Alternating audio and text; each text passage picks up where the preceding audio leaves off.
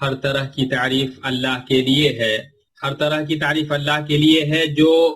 اس سے ہدایت چاہنے والوں کو ہدایت دینے والا ہے، اس سے ڈرنے والوں کو حفاظت کرنے والا ہے، اس کی خوشنودی تلاش کرنے والوں کے لیے کافی ہے۔ میں گواہی دیتا ہوں کہ اللہ کے علاوہ کوئی معبود نہیں، ایسی گواہی جس سے مجھے امید ہے کہ اس سے ملاقات کے دن کامیابی ملے گی، اور میں گواہی دیتا ہوں کہ محمد اللہ کے بندے اور رسول ہیں۔ اللہ کا درود نازل ہو آپ پر، آپ کی آل و اصحاب پر، اور ان پر جنہوں نے آپ کی پیروی کی اور آپ کے طریقے پر چلے،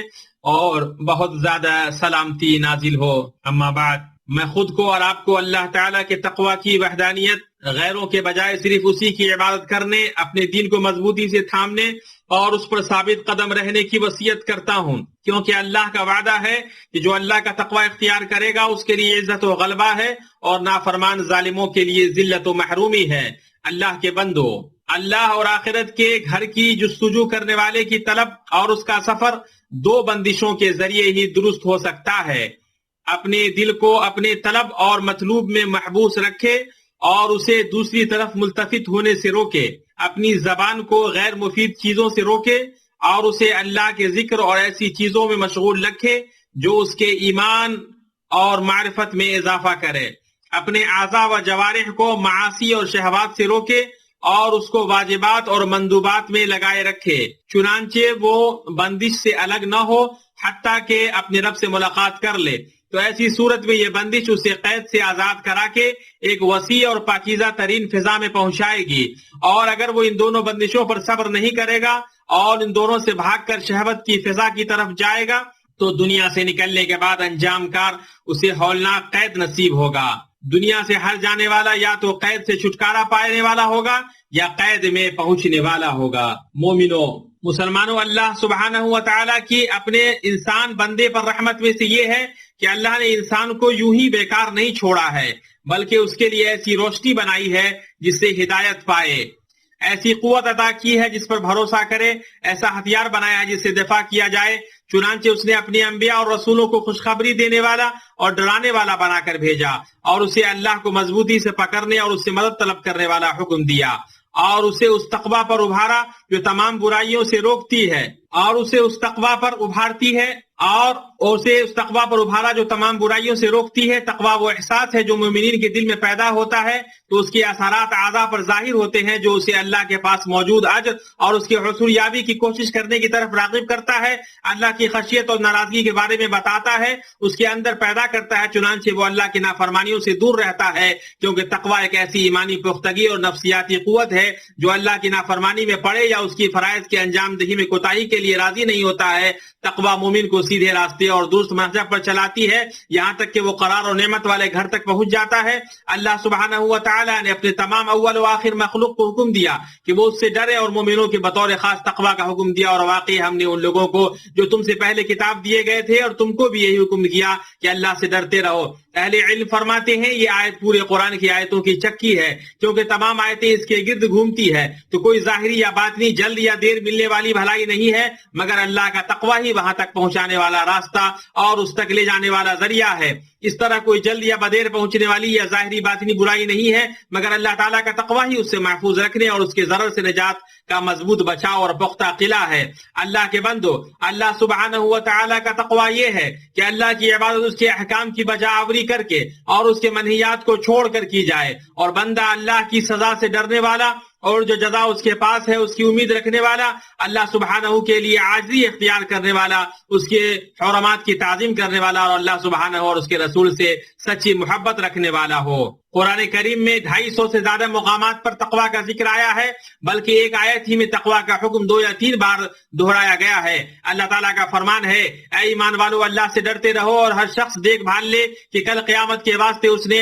اعمال کا کیا ذخیرہ بھیجا ہے، اور ہر وقت اللہ سے ڈرتے رہو، اللہ تعالیٰ تمہارے سب اعمال سے باخبر ہے۔ نیز ارشاد ربانی ہے، ایسے لوگوں پر جو کہ ایمان رکھتے ہوں اور نیک کام کرتے ہوں، اس چیز میں کوئی گناہ نہیں جس کو وہ کھاتے پیتے ہوں، جبکہ وہ لوگ تقوی رکھتے ہوں اور ایمان رکھتے ہوں اور نیک کام کرتے ہوں اور پھر پرہیزگاری کرتے ہوں، اور ایمان رکھتے ہوں پھر پرہیزگاری کرتے ہوں اور خوب نیک عمل کرتے ہوں۔ اللہ ایسے نیک کاروں سے محبت رکھتا ہے۔ انبیاء اور رسول علیہم السلام کا اپنی امتوں کے ساتھ یہ طریقہ رہا ہے کہ وہ انہیں اللہ عز و جل کے تقوی کا حکم دیتے تھے۔ ان میں سب سے پہلے نوح علیہ السلام تھے۔ اللہ تعالیٰ کا فرمان ہے قوم نوح نے بھی پیغمبروں کو جھٹلایا جبکہ ان کے بھائی نوح نے کہا کہ کیا تمہیں اللہ کا خوف نہیں۔ اس کے بعد ہود علیہ السلام تھے۔ اللہ تعالیٰ کا فرمان ہے قوم سمود نے بھی پیغمبروں کو جھٹلایا جبکہ ان سے ان کے بھائی ہود نے کہا کیا تم ڈرتے نہیں۔ صالح علیہ السلام نے اپنی قوم سے کہا کہ اللہ تعالیٰ کا فرمان ہے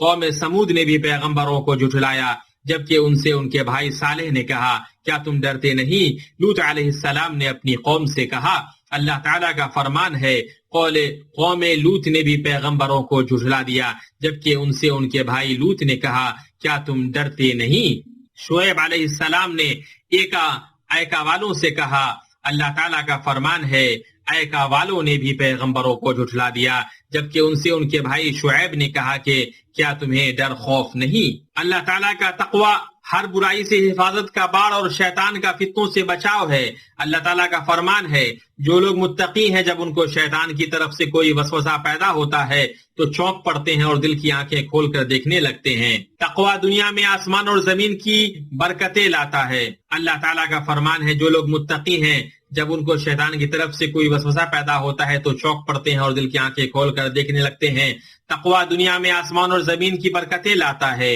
اور اگر ان بستیوں کے رہنے والے ایمان لے آتے اور پرہیزگاری اختیار کرتے تو ہم ان پر آسمان اور زمین کی برکتیں کھول دیتے، لیکن انہوں نے تکذیب کی تو ہم نے ان کی اعمال کی وجہ سے ان کو پکڑ لیا۔ آخرت کے سب سے بڑے اور اہم حالات میں جب اللہ تمام مخلوق کو جمع کرے گا اور انہیں جنت یا جہنم کی طرف جانے کے علاوہ کوئی چارہ نہیں ہوگا، جس دن بچوں کو بوڑھا بنا دے گا، جس دن آدمی اپنے بھائی سے، ماں اور باپ سے بھاگے گا، متقیوں کا ٹھکانہ ہم وہاں بنائیں گے جیسا کہ اللہ تعالیٰ کا فرمان ہے۔ اور جو لوگ اپنے رب سے ڈرتے تھے ان کے گروہ جنت کی طرف روانہ کیے جائیں گے، یہاں تک کہ جب اس کے پاس آ جائیں گے اور دروازے کھول دیے جائیں گے اور وہاں کے نگہبان ان سے کہیں گے کہ تم پر سلام ہو، تم خوشحال رہو، تم اس میں ہمیشہ کے لیے چلے جاؤ۔ تقوی کے معاملے کی عظمت کی وجہ سے رسول اللہ صلی اللہ علیہ وسلم نے اپنی زندگی کے آخر میں اللہ تعالیٰ کا تقوی اختیار کرنے اور سربراہان مملکت کے سمع و طاعت کی وصیت کی، جیسا کہ عرباض بن ساریہ رضی اللہ عنہ کی حدیث میں ہے کہ آپ صلی اللہ علیہ وسلم نے فرمایا میں تمہیں اللہ کا تقوی اختیار کرنے، امیر کی بات سننے اور اس کی اطاعت کرنے کی وصیت کرتا ہوں، خواہ وہ کوئی حبشی غلام ہی کیوں نہ ہو، اس لیے کہ جو میرے بعد تم میں سے زندہ رہے گا ان قریب وہ بہت زیادہ اختلافات دیکھے گا، تو تم میری سنت و ہدایت یافتہ خلفائے راشدین کے طریقہ کار کو لازم پکڑنا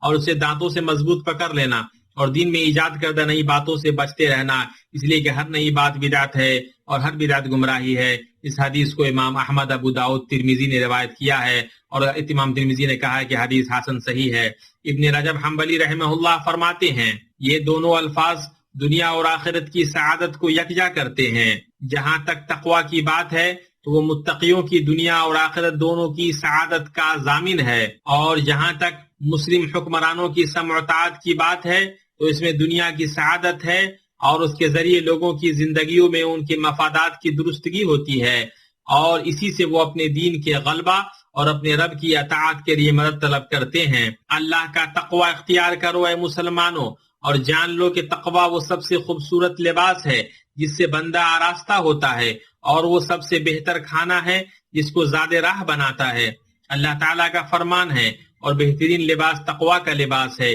دوسری جگہ اللہ نے فرمایا زاد راہ ساتھ لے لو، اور سب سے زیادہ بہتر زاد راہ پرہیزگاری ہے۔ جب انسان پرہیزگاری کا لباس نہیں پہنتا ہے تو وہ لباس پہن کر بھی ننگا ہو رہتا ہے۔ انسان کا بہترین لباس اپنے رب کی اطاعت ہے، اور اللہ کے نافرمانوں کے لیے کوئی خیر نہیں ہے۔ بکر المزنی رحمہ اللہ فرماتے ہیں جب ابن اشعث کا فتنہ واقع ہوا تو طلق بن حبیب رحمہ اللہ نے کہا اس فتنے سے تقوی کے ذریعے بچو۔ ان سے کہا گیا کہ ہمارے لیے تقوی کی وضاحت کر دیجئے، تو انہوں نے کہا کہ اللہ کی عطا کردہ رہنمائی کے مطابق اور اس کے ثواب کی امید کرتے ہوئے اللہ کی اطاعت کرو، اور اللہ کی نافرمانیوں کو اللہ کے حکم کی روشنی میں اللہ کے عذاب سے ڈرتے ہوئے چھوڑ دو۔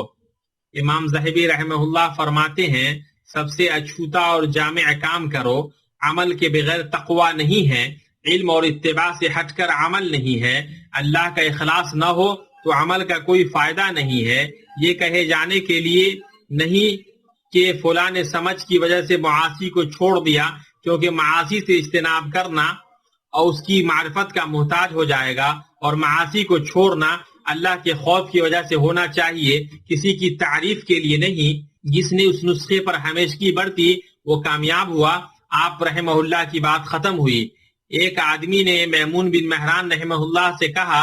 اے ابو ایوب، لوگ تب تک ٹھیک ہیں جب تک اللہ تعالیٰ نے آپ کو ان کے درمیان باقی رکھا ہے۔ آپ نے فرمایا، اپنا کام کرو، لوگ تب تک ٹھیک ہیں جب تک وہ اپنے رب کا تقوی اختیار کرتے رہیں گے۔ اللہ کے بندو، اپنے نفسوں میں، اپنے اہل و عیال میں، اپنے مال میں، اپنی اولاد میں، اپنے معاملات میں، اپنے ماتحتوں میں مسلمانوں کے وہ مفاد جو آپ کے سپرد ہیں ان میں، اور عام و خاص تمام میدان میں تقوی اختیار کرو تو تم کامیاب و کامران ہوگے۔ اللہ تعالیٰ کا فرمان ہے، اعوذ باللہ من الشیطان الرجیم، یاد رکھو جو اللہ کے دوست ہیں ان کو نہ کچھ خوف ہوگا اور نہ وہ غمناک ہوں گے۔ یعنی جو لوگ ایمان لائے اور تقوی اختیار کیے ان کے لیے دنیا کی زندگی میں بھی بشارت ہے اور آخرت میں بھی۔ اللہ کی باتیں بدلتی نہیں، یہی تو بڑی کامیابی ہے۔ اللہ تعالیٰ ہمیں اور آپ کو قرآن و سنت میں برکت عطا فرمائے اور اس کی آیتوں اور حکمت والے بیان سے ہمیں فائدہ پہنچائے۔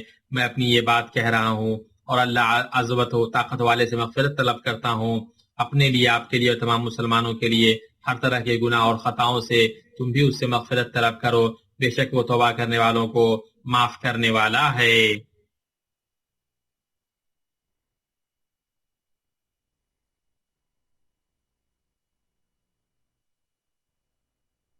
ہر طرح کی تعریف سارے جہانوں کے رب کے لیے ہے، جس نے اپنے ذکر کو مومنوں کے لیے باغ بنایا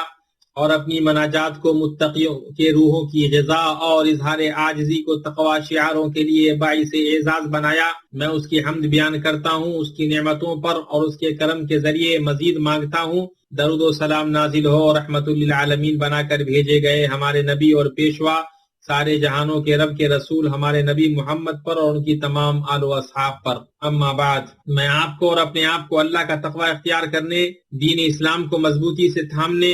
اس کے احکام کے مطابق عمل کرنے،